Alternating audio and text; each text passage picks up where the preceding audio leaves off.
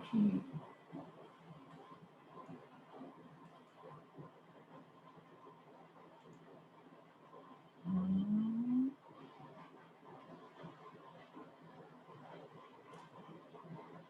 Okay, we have one friend in the room already. We have a few. Okay, Molokai.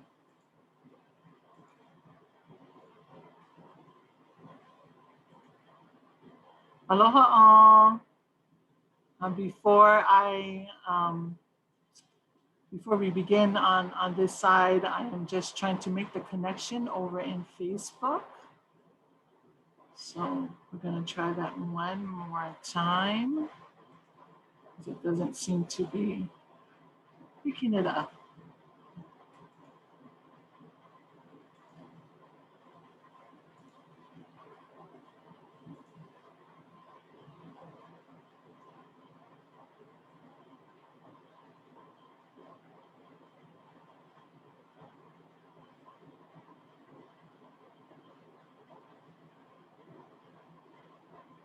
Mahalo to all of you who are coming into the room right now. Thank you so much. I am just at this moment starting up the Facebook side so that we can invite all of our friends out there in Facebook land to come and join us also.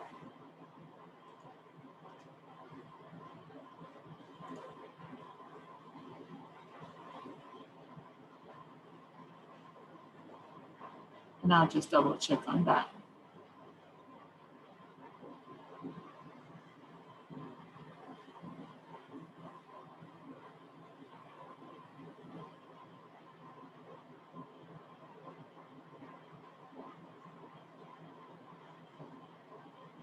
Okay, and make sure that we're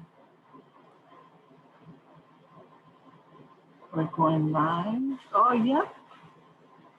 Okay, I do see the confirmation that we are on Facebook too. So that'd be great. It's coming on slowly on that platform. And we can start on this end. Thank you to all of our attendees here on the Zoom side of the broadcast. And for those of you who are joining us on the social media side, on the Facebook side, aloha to you too. Yay, okay, got confirmation and we are rolling. So I'm gonna ask in a minute, I'm gonna ask the kumu to join me on the platform, but for right now, I'd just like to welcome all of you to today's presentation on this beautiful ʻōlelo in Hawaii. Of course, this initiative is the Lāhui Kānaka initiative that a group of kumu who we have named ourselves Hua Makahikina have put together. This is the second series of workshops that this group of kumu have put together. Right? And our goal, of course, is Lāhui Kānaka, so for us to be able to mālama ourselves during this time of COVID, right? And also with the goal of moʻolelo, yeah. So with the goal of well-being for all of us, as individuals, as families, as halau, as communities, right? And as the world, you know, we think it needs to, of course, be more collective effort amongst all of us with that goal, to have that goal in mind. So we put together this workshop series here as a second iteration, you know, a next step, if you will, on our expression and our commitment to moʻolelo, and inviting everyone, you know, to take part in that, right? And to form a sense of community, because that's so important nowadays for us to have a sense of community during these times. Yeah, and I see it's right at that hour of 4 o'clock. So I'd like to invite our kumu hula from Maui, Hokulani Holt, and all the way from Carson, California. We have kumu hula Illinois Kaio. Yeah, Oh, look, so this is so professional. We never even planned this, that they was gonna come out as I say their names, but it's just like the kind, yeah, like for real. Like this hula action too over here. Kumu hula, ke haulani, kane hulani Santiago from the island of Maui, yeah, aloha. Kumu hula lahela Spencer from the island of Hawaii, and also from the island of Hawaii, kumu hula pi'ilani ka Avaloa. And then along with me from the island of Oahu, we have Kumuhula Ka'iulani Odom. And they have I got to see a preview of this presentation that you are all about to witness. And this is a couple of my reactions. And let me see, this is, how you get pre-tests, before you have like an experience, and then they give you a post-test after. So this is my pre-test questions for you, right? So I was ʻono for ʻuala when the presentation was pau. Yeah, I just wanted to go run out and go grab ʻuala and go make some fabulous things, right? So we go see if you too have that same ʻono after. And also I learned a little bit more. We often just think, okay, there's the purple one and then the orange one, and that's it. That's ʻuala. That's all we know, because that's what comes on our luau plate. Yeah. But tonight or this afternoon, we are going to be exposed to a lot more information about that. We'll have moʻolelo, mele, recipes, cooking demos, all the fun stuff, that we have to offer you. And again, this is all brought to you with the intention of helping us all with our own mauliola, our well-being, and all with the idea that that we focus on that, especially during this time of COVID, right? And help our ohana out, right? And also to build a sense of community. And I think this group of wahine, very talented wahine here, kumuhula, will meet that challenge head on. So without further ado, I'd like to introduce Kumuhula Hokulani Holt from the island of Maui, who's taken the leadership role with this, with a lot of things, right? Side note, with all kinds of stuff. That's why we call her Mama Maui.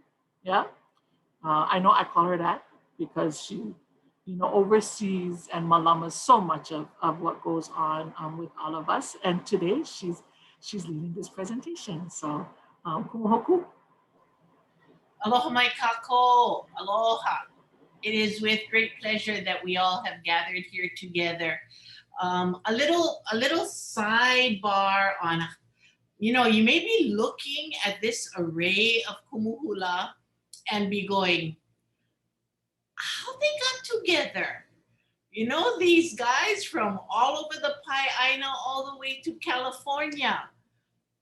How come these fellas are here together? And we're together because of the Huamaka Hikina, this organization that is made up of kumuhula who have come together because of Lāhui Kānaka and interested in the well-being of our Lāhui and those that we love and we come in contact with. But, when we're having our meeting, it was as simple as this. Who wants to do something ʻuala? And then these guys are going, oh, I can. Oh, I can. They send me email afterwards. Oh, I can. And I'm going, oh, I'm so happy that this has happened. So they are here because they want to be, not because I forced them. That would be my family.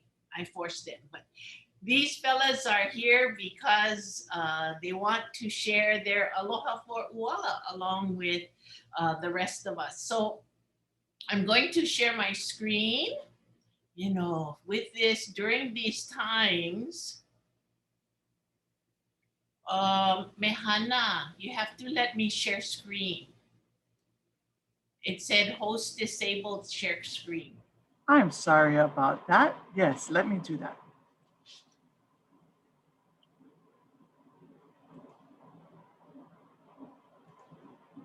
There we go. Okay, we are good now. Now we're good to go. So I'm going to share my screen and we're going to have a few things that we can look at and we can enjoy. And see, I practice this, and if I jam up, I'm sorry. Sharing. Sharing. So, hey, yay, we made it. So today we're going to have a little bit of fun, have a little bit of ʻike, have a little bit of ʻono in the wonders of ʻuala. And the names here are these folks that I am extremely happy to be working with and very grateful for their desire to step forward and to help us enjoy ʻuala, and most especially to enjoy what we know are things of our kupuna and things of ourselves today. So, let's start it right off with let's cook something.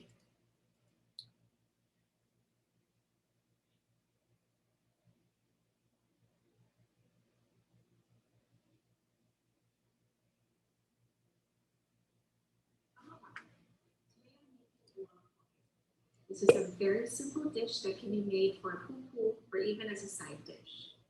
So to begin, I've taken 2 ʻuala and I've cooked them until they're nice and tender.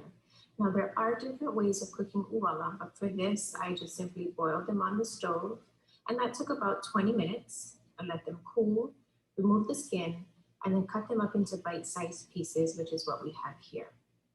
Now to this ʻuala, I'm going to add about 1/4 of a Maui onion or a sweet onion, and it's just been cut very thin. To that, I'm adding green onion, a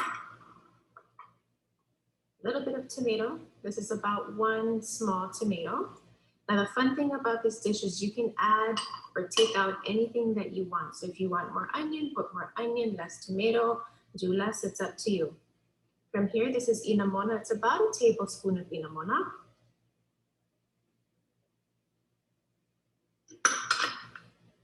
About 1.5 tablespoons to 2 tablespoons of oyster sauce.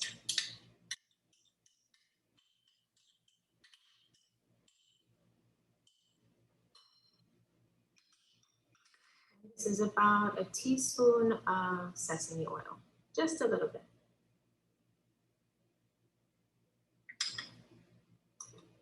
And then from here, you just want to toss it gently and get it all mixed up.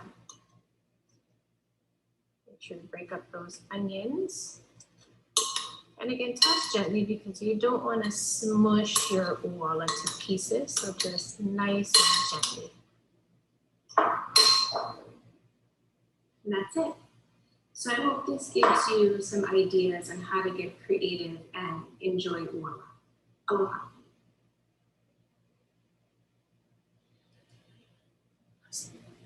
So I'd like to turn the time over to kumu hula Lahela Spencer of Waimea, Hawaii.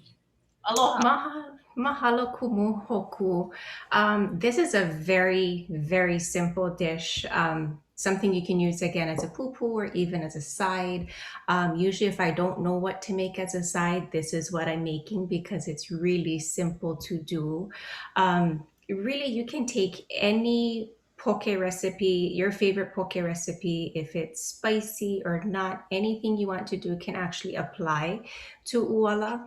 And the inspiration from this actually came from conversations I was having with a kupuna, Shirley Kahai, so mahalo Grandma Shirley. We were actually talking about ulu and different recipes for ulu, and her comment was, take whatever you do with ulu and do it with ʻuala too. So do whatever you want with it, add any kind of flavors and enjoy. Mahalo. Mahalo Lahela. So we're going to talk a little bit about a ka'au that has to do with ʻuala. But before we talk about the ka'au, what is a ka'au and why is it important? Along with moʻolelo and mele and ʻōlelo noʻeau, ka'au form the oral and written literature of Hawaii. Within all of these forms are the collective mind and voice of Hawaiians. Also within these forms is the Hawaiian worldview, cultural expectations, land management, ocean management, hydrology, medicine, psychology, timekeeping, weather, climate, and the creation of all things. The greatest contribution that a ka'au gives to Hawaiian society is that it often teaches a moral or a lesson. Oftentimes, mele, hula, and ʻōlelo noʻeau are included in the storytelling. A strong theme that often resonates throughout these ka'au is intergenerational transfer of cultural knowledge, cultural behaviors, and connections to people and places, not unlike our families, when it is the kupuna, the makua, and the keiki that have part in these stories. In a ka'au, the following are often present: proper names of people and places, environmental phenomenon like wind, rain, cloud formation, rainbows, environmental items like plants and animals. It can record an event or explain why something exists. It can share cultural knowledge, and it is often timeless, given to us 300 years ago and still good for us today. We continue to tell these stories today to establish relationships, to make connections to places, to learn and to remember. We continue to create stories, mele and ʻōlelo noʻeau, to house our memories today. These connections are cultural, cross-cultural, and global, lending to the universality of storytelling. So, let me tell you a ka'au about Ha'eha'eku. Ha'eha'eku is a giant of white kolu, Molokai. There are several stories about him, but in this version, Ha'eha'eku cared for an ʻuala patch in white kolu by carrying water all the way over the ridge from Pelekunu with his hands. Growing up as a child, the people in the community excluded him because of his unusual size and characteristics. One day, he was filled with so much eha, he ran away into the forest to be by himself. This is where he lived and cared for his own mala'ai. Later on, famine came to the people in the village below Ho'olehua. No food was growing and people were hungry, so they gathered together to come up with a solution. One person suggested they search for Ha'eha'eku to ask him for help. The look on their faces turned to shame because they now knew that the only person who could save him was the very person they hadn't shown respect to earlier. But the famine continued and something needed to be done. The people decided to go into the forest and look for Ha'eha'eku. When they found him, they asked for help. But Ha'eha'eku denied their request because of their unkindliness toward him when he lived in the village. They kept insisting, telling him that the children and the sick were in need of his help. He heard the continuous cries of the people, and so one day he agreed to help. Before he would help them, rules were laid out for them to follow. Whatever he commanded the people to do, they had to follow. The first order that Ha'eha'eku gave to the people was to gather ʻuala slips together. Even though most seemed dead, some still had a little life in them. Ha'eha'eku began to create mounds with the ʻuala slips that were gathered. He then took numerous trips to Pelekunu to gather water in his enormous hands to water the ʻuala slips. With every trip, little by little, the ʻuala started to revive and grow. Once ready to harvest, Ha'eha'eku instructed the people to put all the ʻuala into one mound. He then commanded the people to make a line and gather from the mound only what they needed for their ohana. The people at the beginning of the line followed his command. As each person took their turn, they looked at the huge pile of ʻuala and thought that there were more than enough to feed everyone else in the line. This made people in line to start taking more than they needed because they thought, there was plenty for everyone else. The people continued to take more and more. The people in the back of the line became worried as they saw the pile shrinking and running low. This created an uproar in the line as the people went to grab what they could from the pile. Ha'eha'iku saw what was happening, and his disappointment in the people grew and grew. Ha'eha'iku was so disappointed that he turned everyone's ʻuala into dirt, making it inedible. Today, a large pū'ū remains that serves as a reminder to all of how to act for the betterment of all. So, ʻuala1 is kuala1. And what you see here in the pictures is that mound right next to the water that is being stored there, kuala1. So, what have we learned from this ka'au? Well, the ka'au teaches that what every person should know.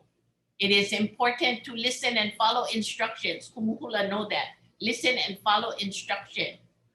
One must think about the betterment of others and not take more than you need. A very basic ʻike for Hawaiian people. One must think about those who follow you, whether it is personally or generationally. One must always think about the betterment of the community before yourself. This ka'au also teaches us that being greedy and thoughtless is not a good personal attribute. During this time of COVID, ka'au like Ha'eha'iku, the giant of Waikolu, reminds us to think of others before ourselves. This includes wearing your mask, keeping your distance, and staying within your palama, or COVID-free household. Oh, look, it's time for us to cook again. So to continue in sharing in the wonderful world of ʻuala, kumuhula ka'iulani odom of Honolulu Oahu will lead us in a simple and tasty salad made of ʻuala and dill. So this is, Ka'iu, you want to say this or you want me to talk? Go right ahead, Hoku. Okay. You're doing great. You're doing great. Here's the recipe for the ʻuala and dill salad. And in a moment, she will have a video and then she'll tell us a little bit more about the recipe and making it. The ingredients, okay, hang on. I did the thing with the light and it didn't work. Okay, here we go. You're wondering, what the heck just happened? Her light went off. And so here are the ingredients that help us to make this lovely dish that you see up here in the corner. So we're going to have our little video and then Ka'iu can share with us what she would like to do. Aloha, I'm ʻōlelo. I'm coming to you from Roots Cafe here at Kūpū Valley, and we're going to be making an ʻuala dill salad today. Now, this recipe was developed by Kaui, who's our mobile market manager, and really we're doing it for our ʻōla Zoom cooking class with the Kiki, and she wanted to use things that had been brought to us by our farmers. So our ingredients are really pretty simple. We have two different types of ʻuala. We have the purple and the yellow. I have some kale, dill, mayonnaise, green onions, and carrots. And so that's all that's going to go into this salad. And it's actually a really healthier version. Potato salad is something we like here in the islands. And this is a healthy version. I'm going to talk a little bit about each of the ingredients. You'll see both a purple and a yellow sweet potato. And so I tell people that we should eat 5 to 9 servings of vegetables a day. And you want things that are dark green and orange and red and purple and all of these beautiful colors, because these are like little warriors in our body. So purple those are anthocyanins, and then there's the betanins in the red, there's the carotene in the carrots, and we can use all the fancy terms, but they help with our immunity.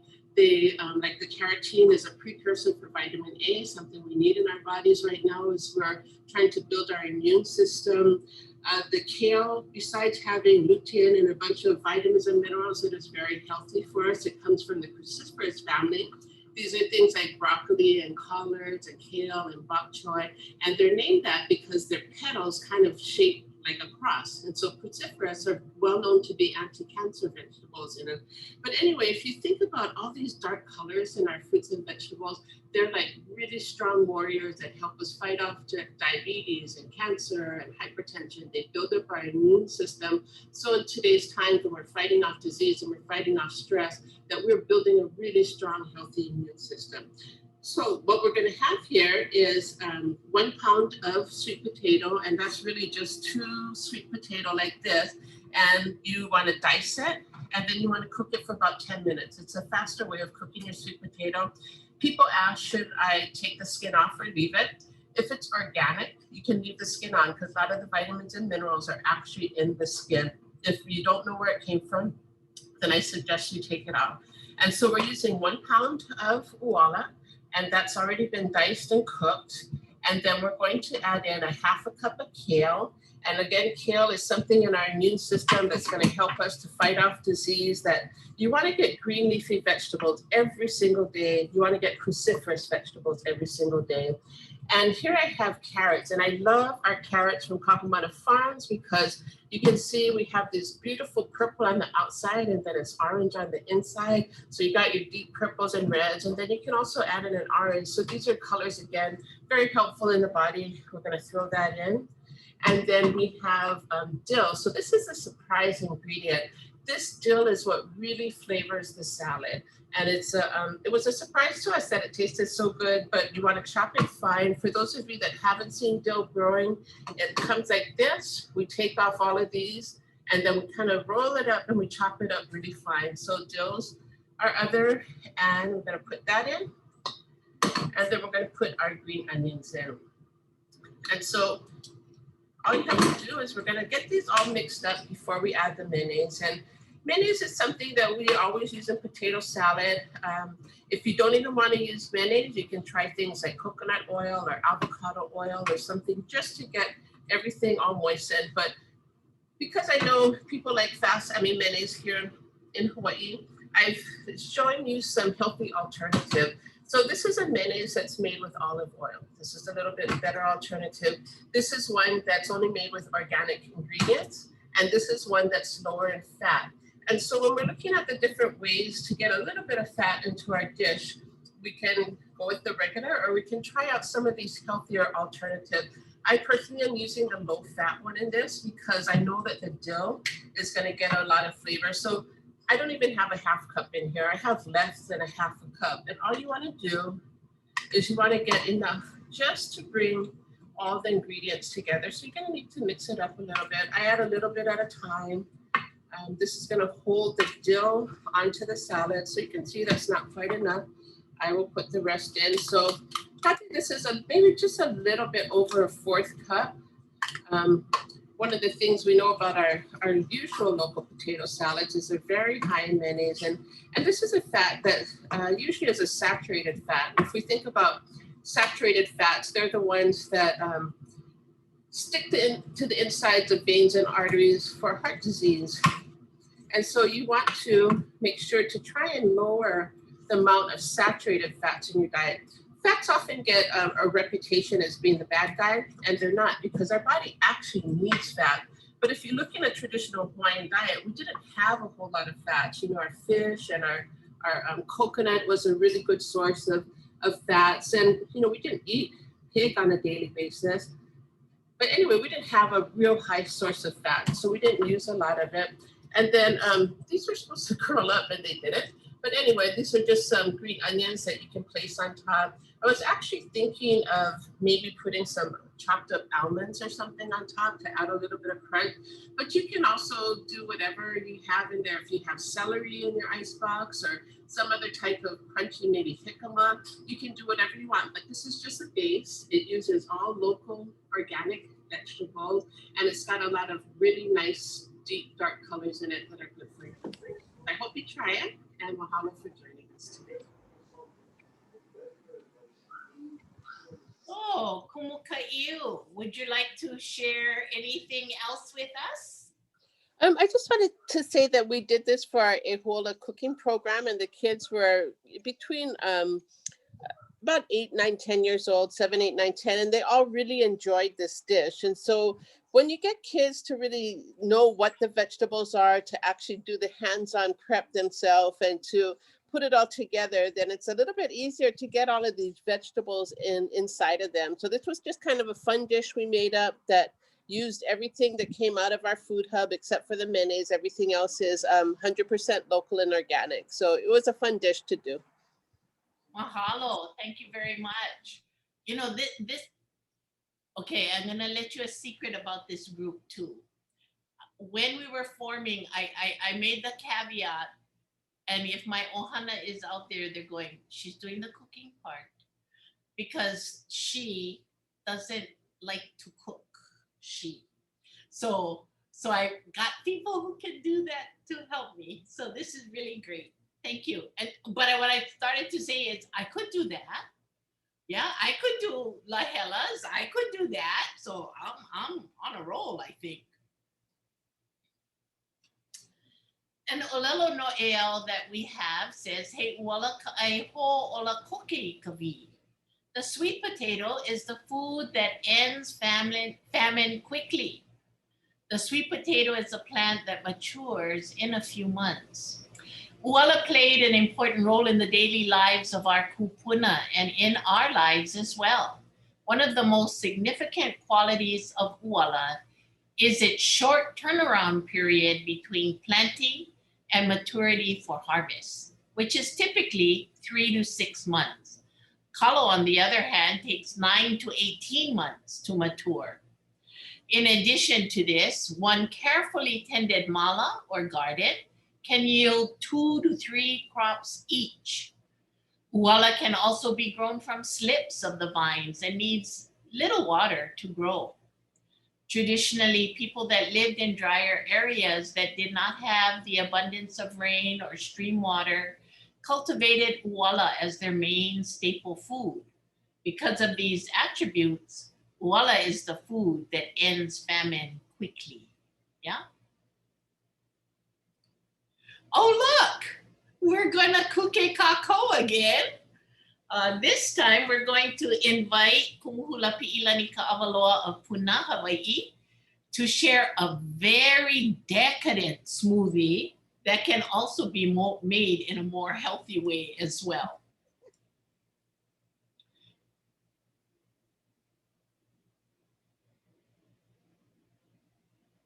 So with this smoothie, my intention was to make it for my daughter because she loves smoothies. So we went more on the sweet side. So when you're making your smoothie, you can do different liquids because the liquids is what really makes the smoothie. So in this recipe, I utilized coconut milk and 2% milk because I can't do whole milk. So I've also used coconut water from fresh coconut. The more fresh the coconut is, the better for the smoothie. So you can use different things. You can also just use water for a more healthier smoothie, but optional stuff are the whipped cream. You don't need the whipped cream on your smoothie.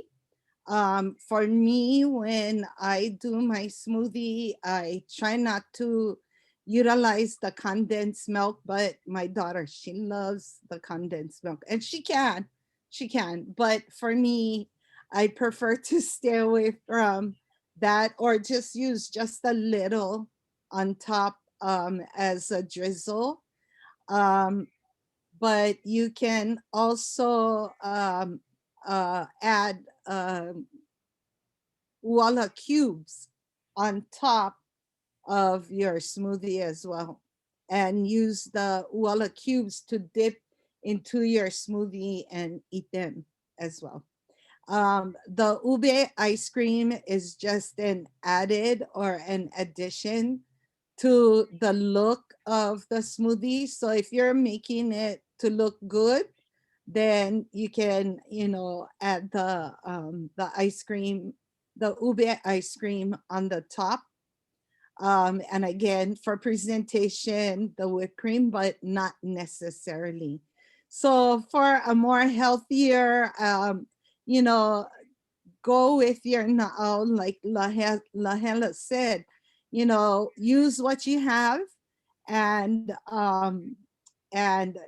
take it from one extreme to the other. If you can indulge, but if you're like me, just wanting to have an ʻono smoothie to drink or have with your ʻuala salad, then by all means, sweet potato, coconut milk, coconut water, that's just as ʻono. You can also add honey instead of condensed milk. You pour honey or drizzle honey on top of your ʻuala smoothie. So, oia whale no. Yeah, and I think, even something like yogurt. Yeah, Yes, yogurt. I use yogurt a lot in the Absolutely. that I make, and yogurt is yummy with the rest of the Absolutely. And they have different flavor yogurts too. So you don't necessarily have to use ʻaikalima ice cream. So like I said, my daughter was, Mom, you making ʻuala smoothie? I said, yeah. She goes, oh, okay, make it for me. So I had to, so I substituted the yogurt with the ice cream. So, so she would, have it to drink after. But we always came absolutely. We always came in when the baby said, please, mama, please. Yeah. But getting them to eat healthy too is just as important. But you can indulge a little after eating healthy for a long time. So know your limitations, know what you can eat, and always stay healthy. Malama your kino, malama your ʻola, and malama your ohana. Mahalo pi'ilani. Thank you. Mahalo. Thank you for sharing. Our kupuna had 230 names of cultivated ʻuala. However, today there are less than 24 known varieties being cultivated. The varieties of ʻuala are known by the color and shape of the leaves, the color of the leaf veins, and the color of the core and skin of the tubers. If you see these pictures, you can see those differences. The pictures are examples of some of the documented ʻuala names. Note, some ʻuala names are described by place names, such as Molokai and Kahului. Some names are associated with kalo, such as piko or wahiapele. Sometimes included in the ʻuala are names of colors, such as ʻeleʻele and poni. Also, they share the names of plants, such as pāʻuohiʻiaka and ʻiliahi. So kind of cool, yeah, those pictures. The variety of the leaves are amazing, yeah? In ancient times, as well as today, mounds of the dirt were formed to grow the ʻuala. These mala patches or fields were surrounded by rock walls to keep out the animals and that would eat the ʻuala before it's ready. The women and men took part in preparing and caring for the mala. This assured that in times when men were away at war or not available, the women were still able to care for the harvest and harvest the ʻuala. In preparing for and during the ʻuala planting, we call to kamapua'a to ask for the softening of the soil to make the ʻuala grow and push through the ground. We ask kamapua'a that from one wall to the other, may this mala be full of ʻuala. So I'm going to do this for you. I'll do it through one time, and then I'm going to do it through again. And if you want to follow along, please follow along. Very simple to do. E kamapua'a, eia kamala kaua, ma'ane'i oi e ekuai, mai ke lā ika a ke lā ika, a hiki I ke ia kuaiwi. Mai hele aku oi ma waho, o pā oi ika pohaku. Okay, let's try it together. E kamapua'a, eia kamala kaua, ma'ane'i oi e kuai, mai ke lā ika, a hiki ke ia kuaiwi. Mai hele aku oi ma waho, o pā oi ika pohaku.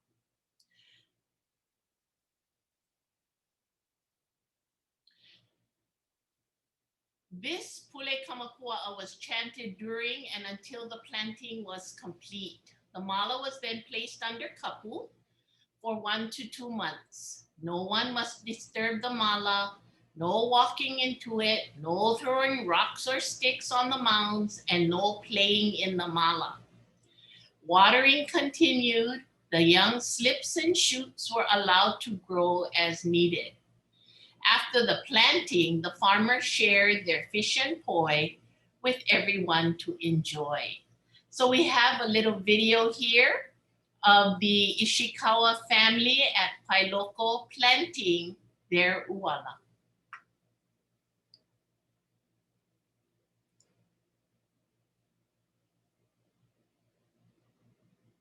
E kamapua'a, eia kamala kaua, ma'ane'i oi e kuai, mai ke lā ika, a hiki ke ia kuaiwi, mai hele aku oi ma waho, o pā oi ika pohaku.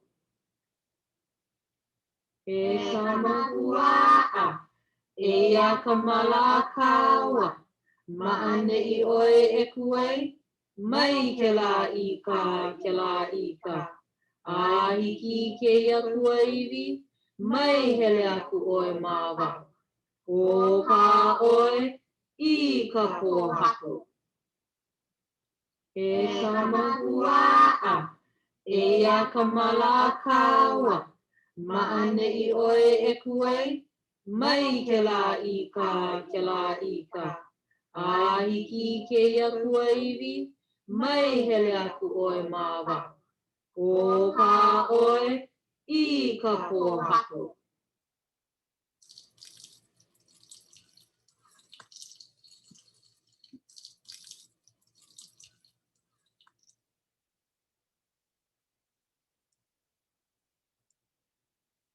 Oh, we know what this means. Yeah, we know what this means. Now our main dish, we had pūpū, we had salad, we had smoothie that could be dessert, but we're gonna call it smoothie. And now our main dish, lau with ʻuala, with kumu hula ke haulani kaneholani Santiago of Makawao, Maui. Maybe this is something you might want to do for this weekend.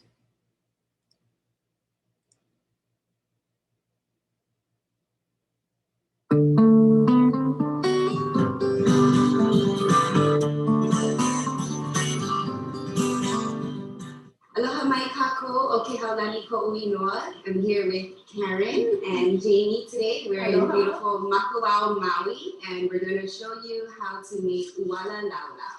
And we're more familiar with laulau. Laulau is basically wrapped or wrapping, and that's with tea leaves, which look like this, tea leaves or banana leaves, and more commonly made in the ground, the imu. You can steam it or broil it as well. Today we're going to show you how to steam it along with doing it in the oven and in the pot. Yes. So the star of the show today is ʻuala, and here in Makawao we were able to only get these two varieties. This one is the Molokai sweet potato, which is a red skin and white inside. And this one we also know as the Okinawan sweet potato, silver outside and purplish inside. Can I ask a question? Where did you get the sweet potatoes from? These here are from Foodland, both from Foodland and Pukalani Super right here. You can also go to the farmer's market. I'm sure they have the ones that we were looking for, the purple skin with purple meat. That's the one. And you know, it's sweet potato. It's part of the morning glory family, so it's not a yam. That's important to know. So we also have some Hawaiian chili peppers, freshly picked from the garden here. And then we are also going to use the ʻuala tops, the young shoots here. That's also edible. Some red onions for color and sweetness, garlic, and we also have some chicken thighs that's being marinated in some balsamic vinegar already. There we are. All right, so now we're going to put our ingredients together, or we're going to prep them first, and we're going to wash our hands with the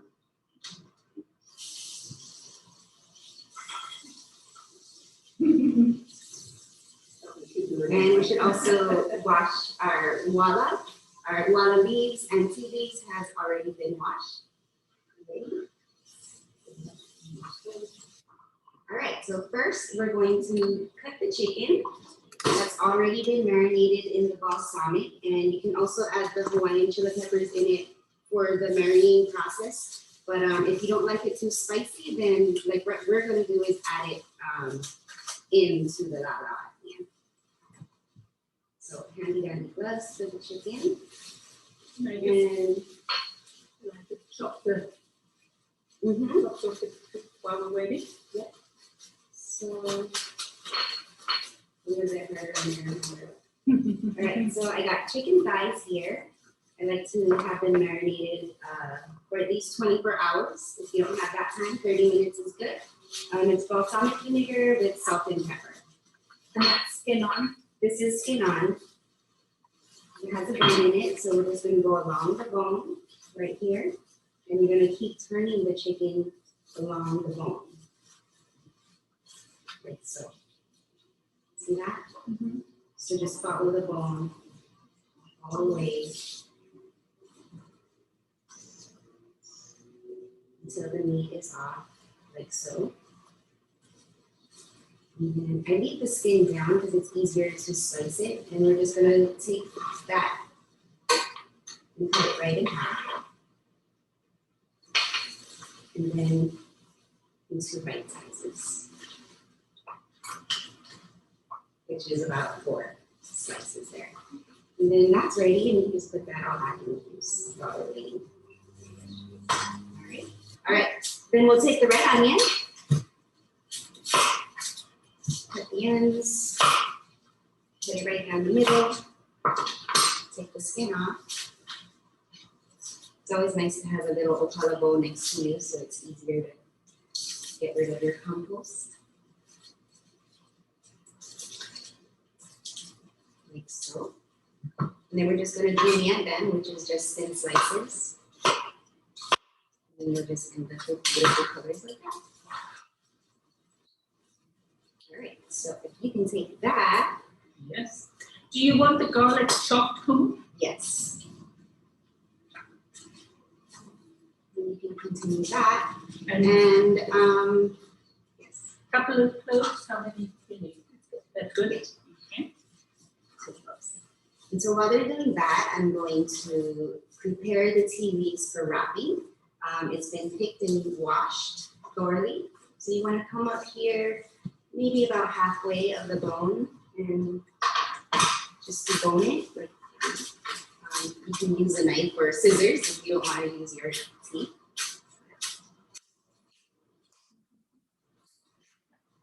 And you just have this nice clean, makes it more pliable for wrapping. So we're gonna do that for the rest of our leaves because we're gonna need all of that. All right, and after you have all your tea leaves prepared, we're gonna take our ʻuala tops, young shoots, and we're just gonna clip off the leaves, and you can have a little bit of stem, it's fine. It's all good, and you can eat this in a salad. We're gonna cook it, and when you cook the ʻuala leaves, they're called hula. Oh, did I mention that Lāhui also means pregnant?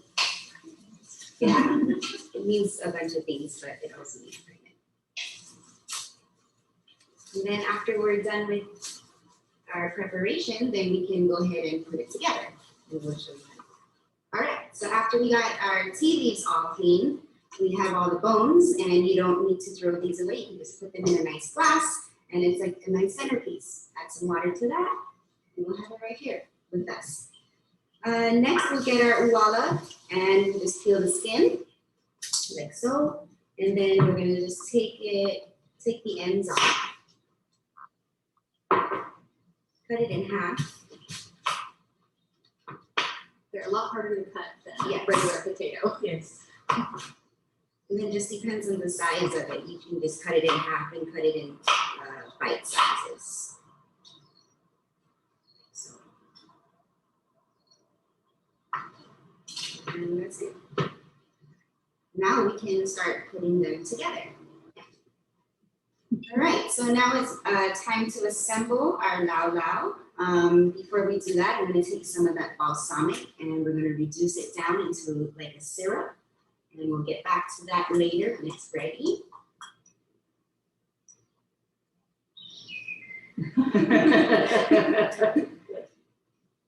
Can you turn that on for me?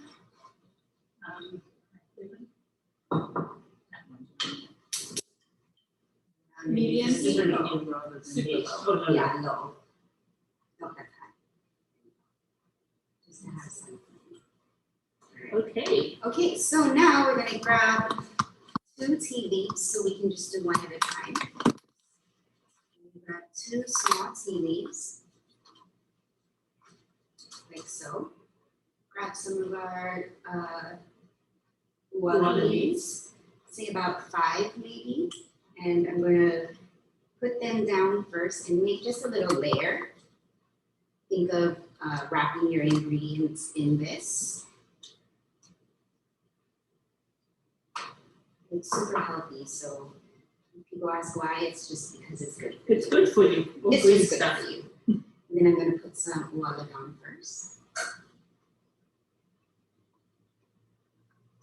And you can, this is like a meal in one, and you can also keep it separate where you just do the veggies inside, steam that, and keep the chicken whole and saute that on the side. So we have some potatoes down like so, just a little foundation. Then we're gonna grab some of our moa. And that balsamic is just gonna add some yummy flavor to that. Tongue's difficulties. It's okay. They just don't want to touch it, then you contaminate everything, you know. Like so. And then you just build and add everything else on top. So I'm gonna do some red onions.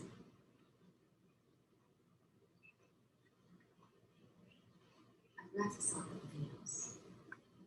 So healthy. So we do that first. We can do it. The next one. The next one. The next one. That's the one we're gonna take. All right, so some onion, some garlic.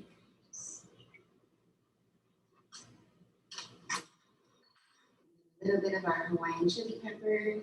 And you can go as spicy as you want or not even do the pepper. I like spicy, so I'll do like 2 in my pouch. All right, and then we just get some pakai, some salt. Now, do you want to put a lot of ingredients, or do you not want to try not to overstuff? You don't want to overstuff, but there's no such thing. Okay. And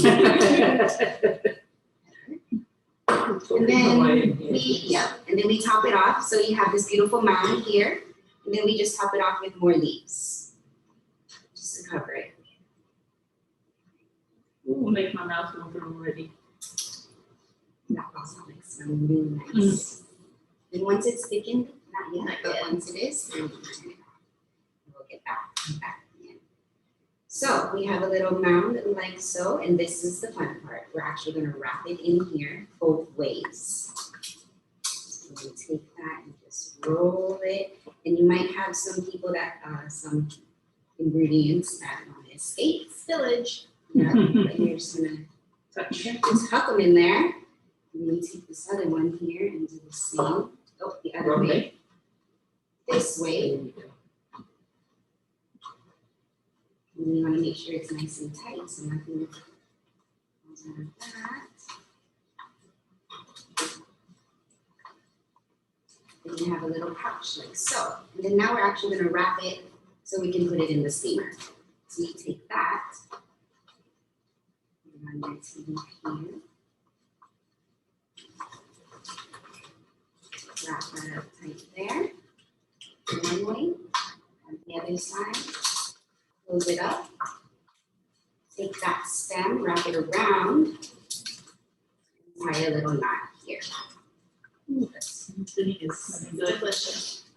That's just the balsamic. 4 tea leaves in total to do it. Sure. And if you don't have tea leaves, of course you can use tin foil. Okay.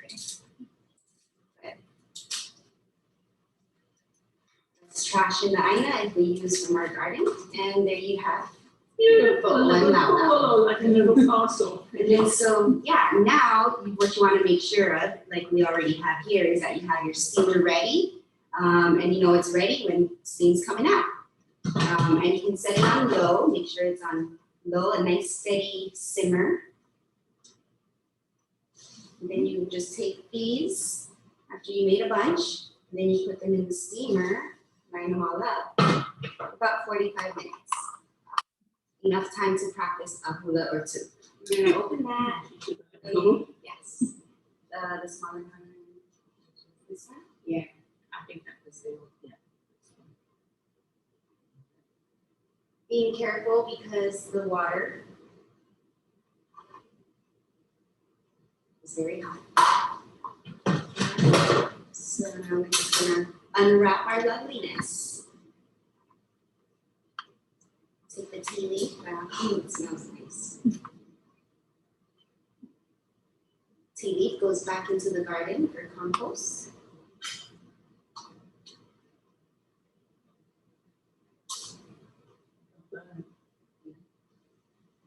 Lots of liquid come out, so you want to just be careful. And the last one, I'm just going to take this on this plate.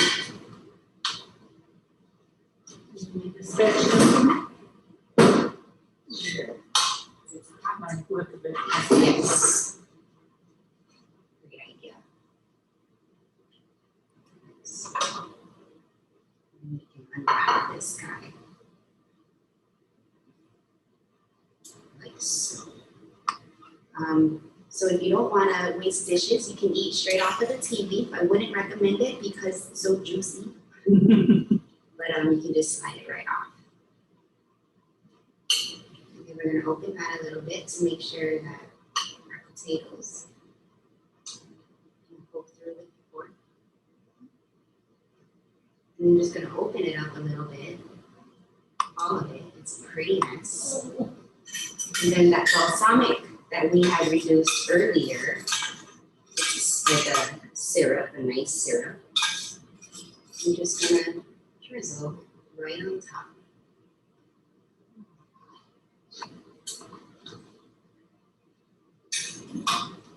And then enjoy. Hey, Jamie, dig in.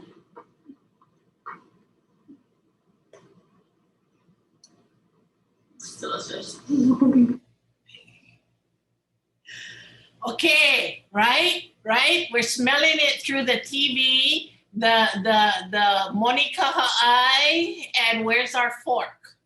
So I'd like to invite Kumu Kehaulani to, if you'd like to share anything with us about this process that you did, or in getting ready for your food making. Well, too bad we don't have smell-o-vision, because that would have just been wonderful. Well, I used to make this when the children were younger, and because there's green and anything green, they wouldn't like it. So I kept recreating it. And then I got inspired because my ohana on Kauai make the best lau, and we do it for fundraisers and just because, right? So I recreated it, and this was the new thing that I did. And it's yummy because, you know, balsamic just makes everything yummier. Yeah, and get creative. There's no, it's not a set recipe. You can get creative and, you know, add or take out as you wish, but have fun. Mahalo. Mahalo to you and to your sous chefs that help you to prepare. Please thank them as well. Yes, I wanted to. So what you've been hearing throughout this whole presentation thus far is the different uses of ʻuala, but also do as you wish. Yeah, you like this flavor, you like that flavor, you don't like this flavor, you should put more greens in your life. You know, all of this is the numerous ways that ʻuala can happen. So some of the other ways that we can use ʻuala, not only as pa'a, but there is such a thing as poi ʻuala, and koele palau, which is ʻuala mashed up with coconut milk, that, you know, monikaha'ai. Of course, Kehau talked about palula. And there is a thing called ʻuala1, which is ʻuala beer. And Kumhula Kodipueopata sent me a little article about our kupuna made ʻuala1. And then, of course, table ʻuala. It is also used for medicine. Depending on the variety of the preparation, ʻuala was used medicinally to loosen phlegm, asthma, induce vomiting, or as a laxative. It was also used as animal feed. The vines and foliage, as well as the tubers themselves, were used for hog feed. Typically, the tubers were used to fatten them up before they were slaughtered. Bait, you can use as palu to attract ʻōpelu. And for ceremony, broken sweet potato vines that dripped with milk were used as a lei for nursing mothers, or they were gently slapped against the breast to encourage milk flow. It is also used as padding, so the old leaves and vines were used as padding under the mats in the houses. And Kumuhula Pi'ilani Ka'avaloa will show us her other use of ʻuala, which is a lei lau ʻuala. Pi'ilani?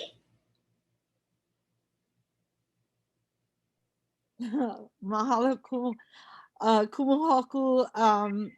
You know, right before the presentation, I was thinking, oh, you know, I wanted to, you know, wear the, you know, something ʻuala. And so I decided to go and gather some ʻuala leaves. And if you've worked with ʻuala before, you know that the ʻuala is going to, the leaves, mai koke, you know, they wilt real fast. So I said, I wonder if it still would look nice, even if it wilted quickly, that I could make a lei papale, yeah. And so I just went, gathered all of the ʻuala, and I did a lei haku with just the lau oka ʻuala, the leaves of the ʻuala. And that's what I have on my papale, and that I'm wearing right now. So prior to us coming on, I had asked kumu if I could still take my lei ʻuala from my papale, take it home and cook it and make a salad or throw it in some stew or mix it up. And now right here we have our ʻuala1. Oh, it's not going to waste. Yeah, my lei papale ʻuala will be made into some a dish for tonight's dinner. Mahalo pi'ilani. And speaking of a dish for dinner, or speaking about what we're gonna do next, what does that mean? That means we're going to have another something, another ʻekuke kako. Now, a meal consisting of ʻuala would not be complete without dessert. So kumuhula lili noi ka iu of Halal o lili noi a me Napua me ke aloha of Carson, California serves that up for us. Aloha mai kākou, I am Lili Noi Ka'iu, and I get to share with you tonight an ʻuala dessert. And I am joined by the two youngest in our family. Aloha, my name is Kamalu. And the one behind the camera is? Aloha, I'm Kikaʻuʻilani. And so tonight we're going to share with you an ʻuala bread. And Kamalu is going to be our little chef. So first, we add our dry ingredients. Make sure the flour doesn't go on your face. They go make some go. You gotta do it fast because we're on video and people have to watch you. Okay, then we add in our wet ingredients, just like that. Make sure it doesn't splash on you.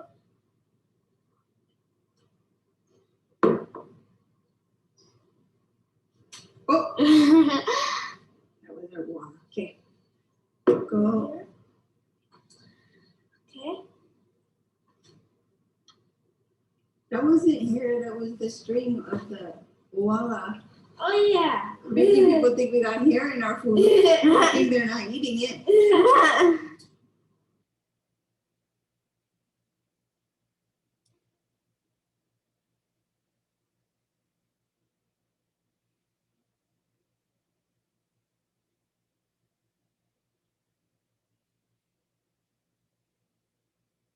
You're gonna shake it up. Ooh.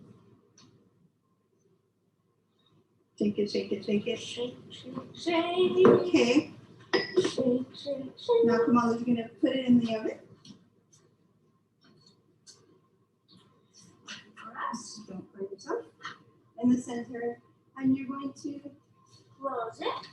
bake it for 50 minutes. So we'll be right back. Intermission. Okay, so we're all done. Yes. Let's take it out and see what we got there.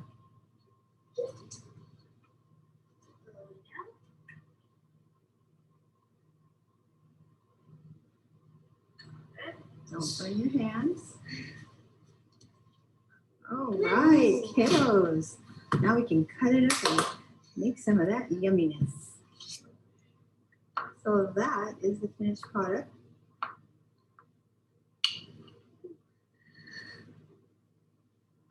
What do you guys think? What do you guys think, huh? Oh, good.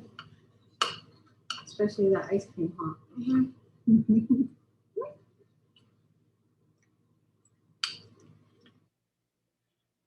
Okay, we're all drooling again. Yeah, we're all drooling again. So, kumu lili noi, would you like to share anything additional? So for a healthier version, instead of using regular flour, use almond flour. And then instead of regular sugar, you want to use like a coconut palm sugar, I think. Huh, Auntie? Auntie Ka'iu? I'm sorry, what, the coconut sugar? Yeah, is the coconut palm sugar okay to use? I mean, you would, I think it's the coconut sugar, is probably a little bit of a healthier alternative. And so you could also just, there's steps to it. You could use organic sugar. You could find other sugars that don't rise the glycemic level as much. But yeah, so definitely you could use that one. Oh, mahalo. If you're interested in more information on ʻuala, there are many sites that you can find if you Google it. I also found Hui Malama ʻuala on Facebook, if you'd like to have some discussions that way. If you go to the websites belonging to Hui Ku Mauliola or Manoa Heritage Center, there's lots of information on how to plant, the different varieties, what it looks like when it's growing. So these sites are also tremendously helpful if you're a novice in getting ʻuala planted. I want to mahalo the kumu hula who came along this ʻuala journey with us this evening. Kumu hula kaʻiulani odam, kumu hula ke haulani kanehulani Santiago of Halal Hula I Kona Maulima, kumu hula Lahela Spencer of Kale o Kaulu Palai, kumu hula Lilinoi Ka'iu of Halau o Lilinoi Amena Pua me ke aloha, and kumu hula Pi'ilani Ka'avaloa.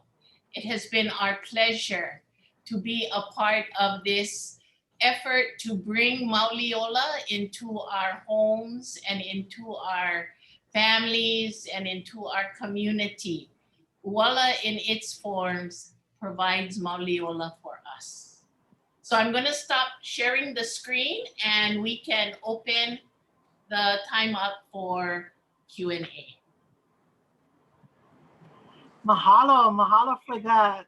Oh, you fabulous kumuhulas. You know, for our audience out there, if you guys have questions, you guys can post them in the chat. I know for one question I wanted to ask was, Kumuhoku, you posted that one picture that had all the varieties up there. And you mentioned there was one that was Pa'uohi'aka. Is that one that you that is being? It's like for real. I didn't know it until the Ishikawa family went to the botanical gardens over here on Maui to go look for to get the slips so that they can plant. And Lei called me up and she goes, Hoku, did you know they have a Pa'uohi'aka ʻuala? I go, not at all. She goes, yeah, I got some and I'm gonna plant it. Oh, that's awesome. Yeah. So is it well kanuia right now? Like, is it being propagated right now? That is so awesome. Yeah. And so the kumuhula of Pa'uohi'aka, what kind of stuffs do you already have planned for that? I mean, I know my mouth is already watering. I can see leis coming from that. Well, because I don't really cook. So I'm looking at all the stuff that you can just cut up and put together. And there were several here. I could even do a lau, because that's still just cut up and put together, right? So if cut out, put together, I could do that. And so, I'm anxious to see, because I don't think I've ever tasted it. So my first thing would be just to taste, just to steam it and taste it, because I don't think I've ever tasted a Pa'uohi'aka. So that will be my first exploration in flavor. And then after that, thanks to you guys over here, I have all kinds of options.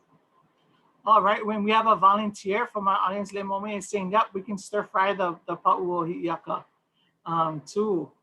And it's so great. We hula people, right? We hula people on here, and we're familiar with the vine, right? We categorize it as a vine. Yeah. So we're familiar with that when we go Makai, right? We see the Pa'uohi'aka if we're lucky, right? And it makes us, makes our a little heart tingle a little bit when we see it, because we have a pilina with that, with that plant, because of just because of its name too, right? And so now we have another one. It makes me wanna, go like look at, other food sources and see. I'll let you know. I'll let you Yeah. know how it goes. That's so awesome. That's so awesome. Auntie Kayo, you talked, oh, sorry, kumu hula kayo, lani ora. You talked about and showed, the different colors and varieties of ʻuala in your presentation, right? And again, that kind of reddish with the bright, orange and so forth, that it really does make a difference, when your eyes see it. It just looks ʻono already, right? What have you found, and I'm sure you've experimented, in a lot of them, to be the one that you favor the most out of the different varieties?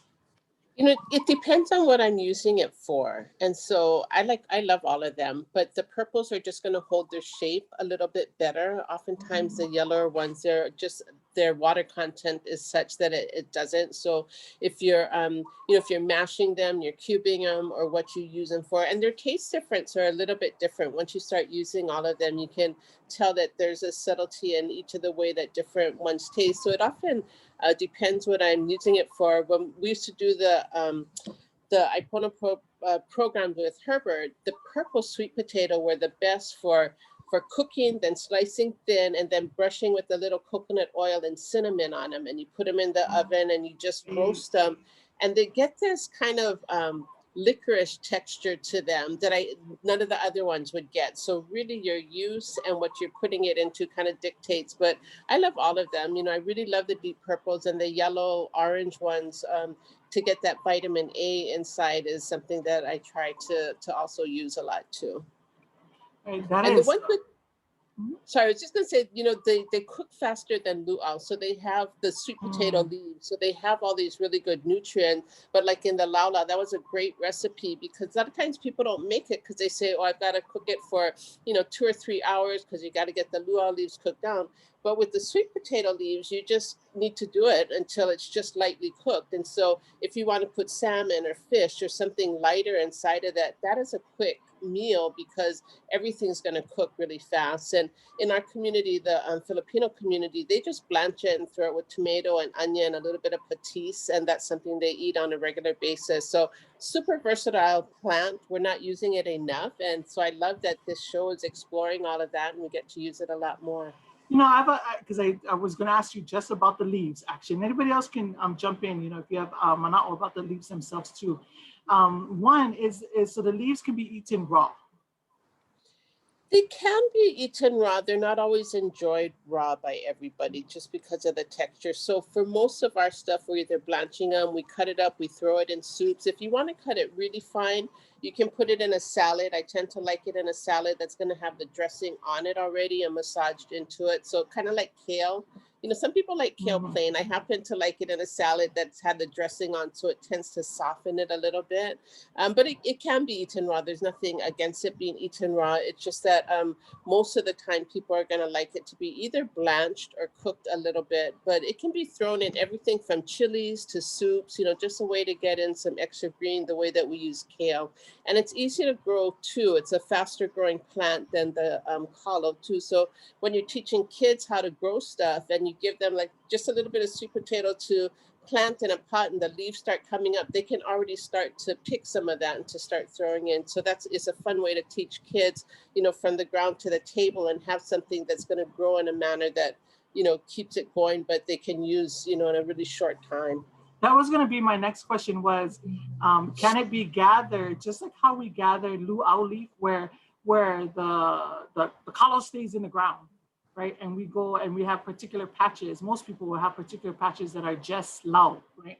They just pull lau from it. Is that the same with sweet potato? Like if you plant, you plant and I heard it's relatively easy to plant, right? You just put them in the ground, like water them, and then boom, and fast, right? A couple months rather than like a whole year. But can you gather like that? Can you go to the patch, pull off a couple leaves, and yes. then the potato will still grow underneath the ground?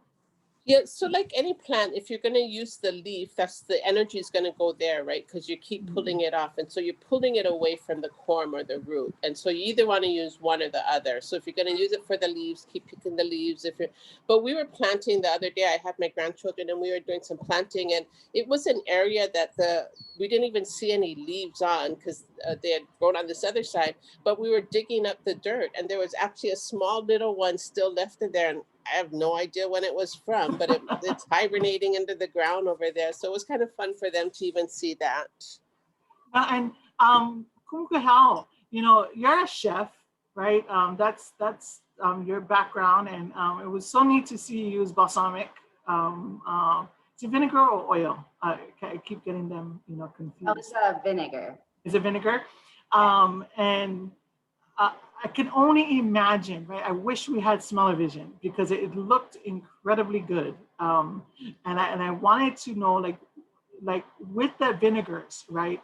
With that type of addition. Two questions, right? One, what does that add to that kind of that texture of the sweet potato? You know, does it bring out or does it kind of accentuate? And then, what are also some of that? You know, if you've made other recipes with ʻuala before, just like how Auntie, Kumukaʻiu was saying about the roasting, you know, of the thinly sliced ʻuala. Have you experimented with other recipes with ʻuala? Yes, so I usually make ʻuala chips or ʻuala fries. You know, those are always an easy side. Keep in mind that it's a potato, it's harder and drier, so it does require longer cooking time. And the balsamic question was, yes, it kind of just, they're like made for each other. They're just like, they were made for each other.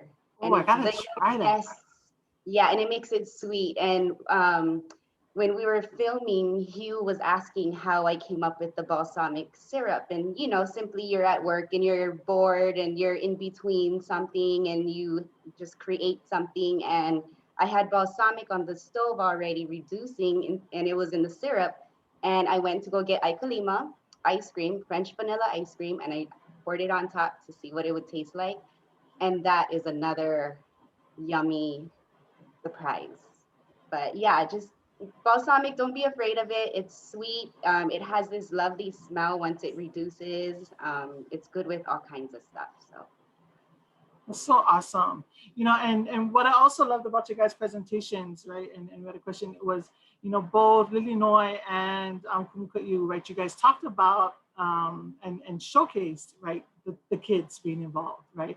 That this is one of the vegetables, right, that is out there. And do I have it correct? It is a vegetable, right? Don't tell me that this is one of those like avocado fruit things, right? Like it's a vegetable, right? Actually vegetable. Okay. You can see, because me and Kumu Hoku have something in common. We both don't cook, right? So I'm asking these questions like very honestly, you know, on here. But, you know, how was it? Are your children normally ma'a to eating vegetables, and this is, you know, making bread out of it was just another day in the Kaʻiu household? Or have you found that utilizing, you know, like ʻuala, because of its sweetness and things, that it was easier to have with the kids? Yeah, they have to eat vegetables every day, especially during dinner time. But they only get 3 kinds of desserts from me. It's either chocolate chip cookies, cake, or banana bread. So we decided to take the banana bread and then just switch it up with the ʻuala. So, and was that you guys' first time making the ʻuala bread too? Yes, it was. Awesome. First time they ever tasted ʻuala. Okay, this is good. It's an introduction, yeah, for them. And I know, you know, Kumukaʻiu, you guys up at Ho'ulaina and Roots, you know, have that ongoing program, ʻUala, with the kids, you know, that introduces them to the food systems and like how you said, from the ground to the table, kinds of initiatives. And is this a favorite amongst the kids? They actually like to cook anything. You know, the kids often don't get a chance. And when we get them from like 8 years old, and you know, one time we gave away knives as a Christmas gift, and the parents were like, what are you doing giving my kid a knife? And we're like, no, we need them to, you know, start learning how to cook. And really, if you can get them in the kitchen, if you can grow the food, then they're going to enjoy the things that we make.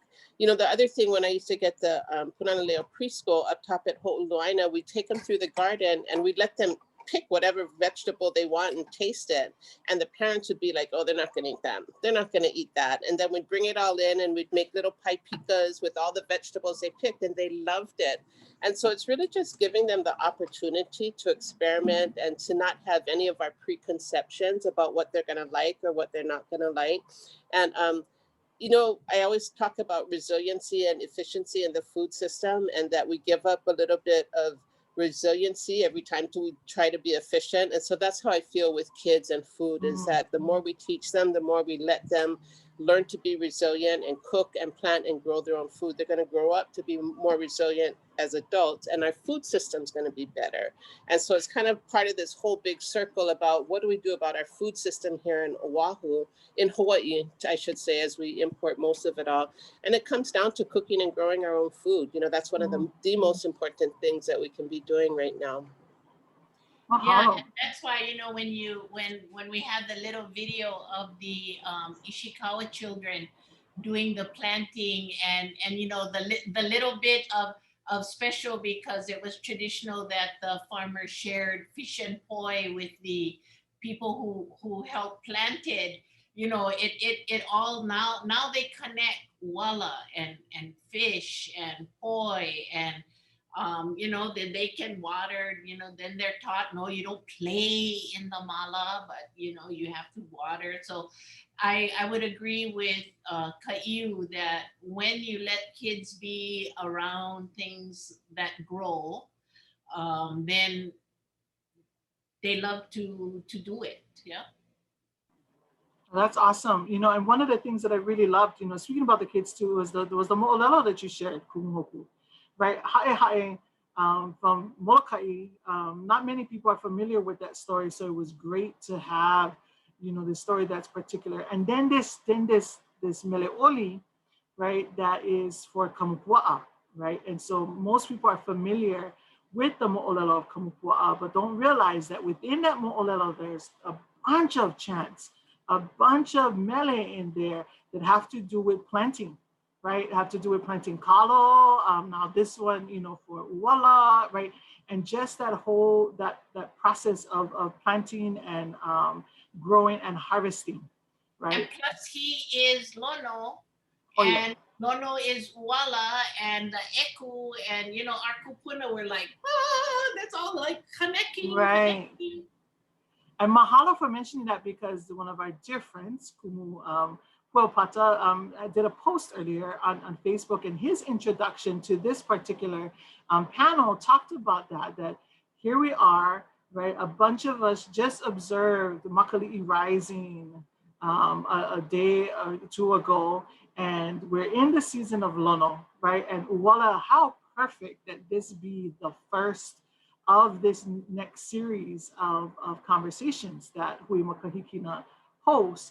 It starts off Makahiki, right, by honoring, you know, lono. We didn't, you know, dive deep into that particular aspect of lono ika Makahiki, but so perfect, right, that we do have this acknowledgement and this learning about this food source that has so many different connections, right, layered connections, and one being to the elements themselves right now, right to the universe.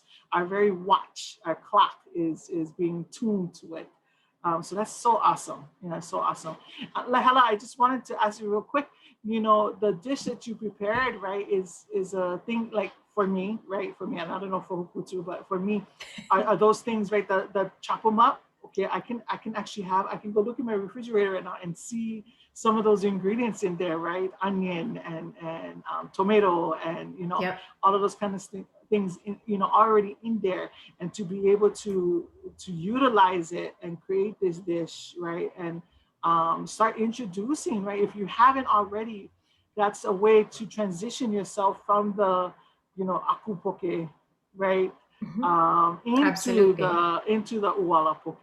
Was that kind of your intention where you wanted to? Yeah, it's using whatever you have, whatever you have in your refrigerator. You don't have to include everything that was in there, and not necessarily getting away from regular fish poke, but you can also apply it to other things like ulu or to kalo, and start to get a more familiar taste for ʻuala. So yeah, use whatever you have. Normally with poke, you would use pa'akai first and salt it. And for this one, I kept it out because I was using something a little saltier like oyster sauce. So I kept it out. So you can add it in depending on what your taste is or the flavors you want to use. You don't have to use that. You can just use sesame oil, whatever you want to use, and get familiar with it and have fun with it.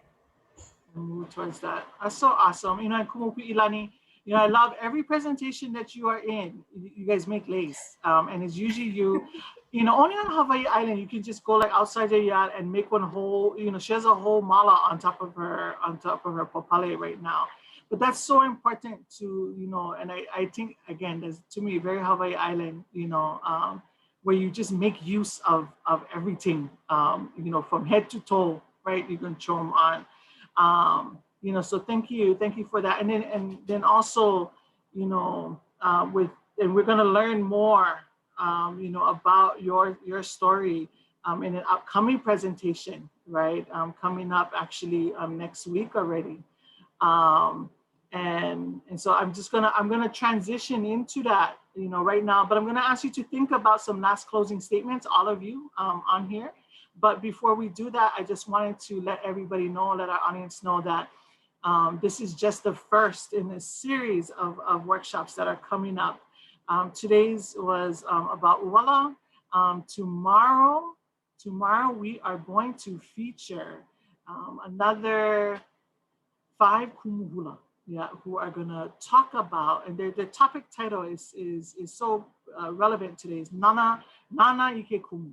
Right, Nana ʻike kumu, and which most of us are like, look to the source, right? Because we're familiar with those set of puke that came out from the Liliuokalani Trust, and the third one is just out right now. So, side note, if you want to get it, but you have a unique perspective on this Nana ʻike kumu, and that's not, rather than just looking to the source and looking to the source for answers, it's also our ability as a society, then smaller as communities, and then as halal members and as family members, to how is it that we're caring for our kumu, right? What do we understand about our roles within our structures, right? And so they're going to talk about the Halal Hierarchy, right? And the different kulana and kuleana that go with each of those, kulana, those ranks and file within a halal.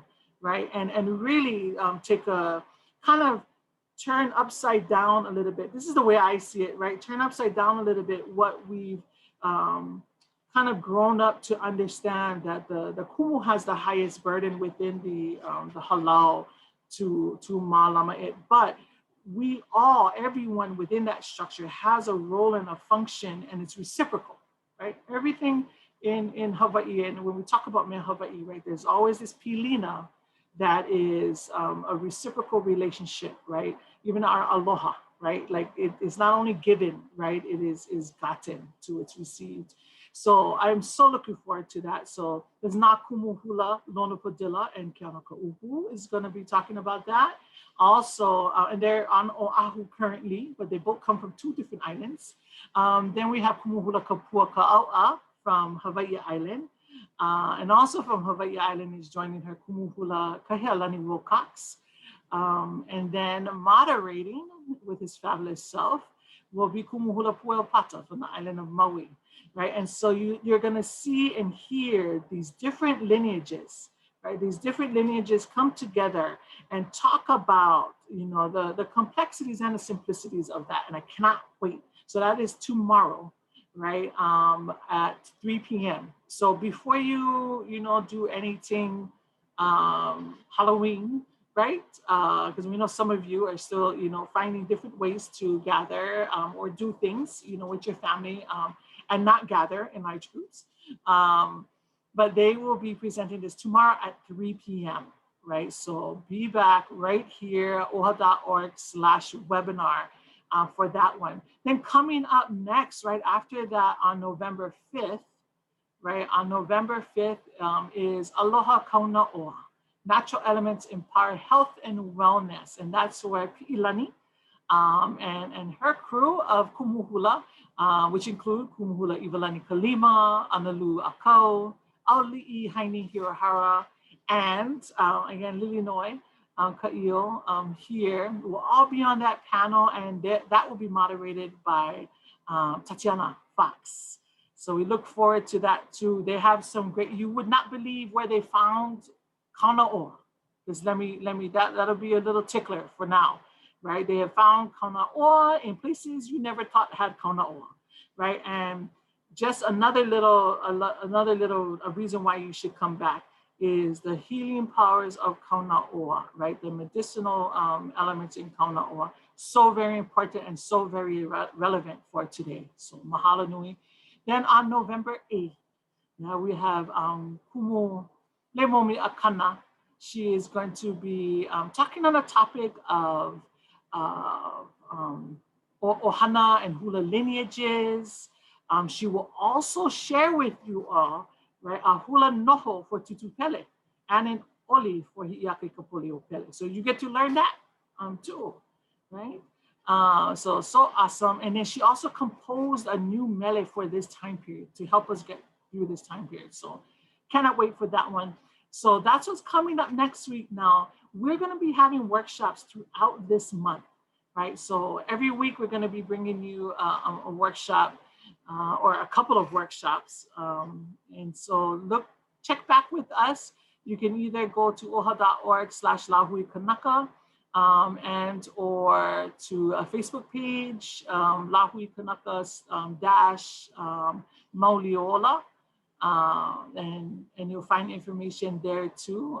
Or just hit us up, send us a message on Facebook, and you can do it at the OHA Facebook page on this very showcase, and or you can email lahuikanaka@gmail.com, right? So lots coming up, so much awesome things that I'm learning. So ladies, kumos, any final thoughts for everyone? Pilani, let me start with you if you have anything final to say. You know, I just wanna mahalo eti hoku for challenging us, especially with ʻuala, you know, and like Ka'u says, you know, it's one of those vegetables that, you know, we only use or see at luau, you know, in one small little dish. However, as you can see tonight, explore with ʻuala. There is so much more that you can do with ʻuala, and you know, it's just a fabulous plant to utilize, and so much mana'o. So mahalo for all of you folks in coming out and joining us for our presentation. But I truly want to mahalo Kumuhula Auntie Hokulani Padilla for getting us together and doing this presentation. Mahalo nui, and mahalo mehana for being our moderator. Awesome. Mahalo nui. Mahalo. Anyone else? Any final thoughts? You guys so shy. I think just give it a try. Yeah, with ʻuala. Just experiment with it, have fun, don't be afraid of it. It's one of those things that will take on the taste of anything you really put on it, so you can't really mess it up. You can't really mess it up. So have fun with it. Mahalo Auntie Hoku and Mehana. I just want to mahalo everybody too. This was actually quite fun, and I love that everybody's input is really how I think about food, is that food is culture and its relationships and its stories and all of the things. And that's how we need to approach food. And it's not just something that we need to eat for breakfast, lunch, and dinner, but it connects us to who we are. And so this was fun, everybody. Mahalo nui. Mahalo. Okay, if that's all, again, thank you. No, I have a last thing. Oh, yes. The sweep up crew. The sweep up crew, you know, after the kitchen all piled and got that I can do. Me too. That's me. You know, yes, this is the season. We begin the season of lono. Yes, ʻuala is lono. Yes, all of these things that we've been talking about in this presentation. But most of all, yes, it is our mea'ai. Yeah, most of us may not have it as a regular mea'ai, but it is simple and easy and to grow and have and use. And we wanted to encourage people to do that. I have a small little story. You know, my mother was raised, we were raised in Nabai Eha. We're raised where water flows. Yeah, we're raised in Nabai Eha. But when we went to Luau, my mother always preferred to eat ʻuala rather than poi. If we were at a paina or luau, the first thing she asks is there ʻuala? And if there is, she will take that first. If there isn't, she will then take the poi. So for her, ʻuala was the go-to food. So I think many of our kupuna really appreciated ʻuala much more than we do today. And I wanted to give a shout out to Kumuhula Puelpata and his pictures of his ʻuala in the little cage thing that in one malama from hua to hua, it is just taking off and it looks beautiful. So if you haven't seen those pictures, it's on his Facebook page, or you can see it at in the Lāhui Kānaka Facebook page of Lāhui Kānaka something moʻolelo. Yeah. Anyway, that it is just beautiful, and it gives us inspiration, and you all give us inspiration to do what our kupuna always said: can. Yeah, always can. Mahalo. Mahalo, everyone. Mahalo to our presenters, and mahalo to all of our guests out there. From Umi, I saw, from Kaimuki, you know, to throughout the Pai'aina, and our guests from throughout the Honua. Mahalo, and we shall see you back tomorrow at 3 p.m. right here for more. Okay, aloha, ahui ho.